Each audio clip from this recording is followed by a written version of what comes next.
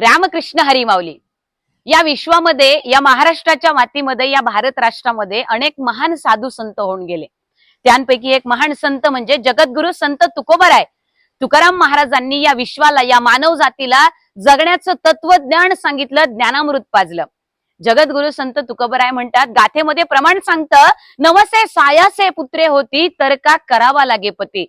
जगद्गुरु संत तुकोबराय म्हणतात की माणसाच्या अंगी श्रद्धा असावी, अंधश्रद्धा असू नये. जर नवस करून म्हणजे चेटूक करून, अंधश्रद्धा करून, उतारे टाकून जर तुम्हाला देव पावत असेल आणि मग तुम्हाला मुलं बाळ होत असतील, तर मग लग्न करायची गरजच काय. आणि म्हणून जगद्गुरु संत तुकाराम महाराजांनी धार्मिक अंधश्रद्धा गाडून टाकली आणि मानव जातीला परमेश्वराच्या प्रती लीन होण्यासाठी श्रद्धा कशी अर्पण करावी याचं फार मोठं तत्वज्ञान जगद्गुरु संत तुकाराम महाराजांनी सांगितलं.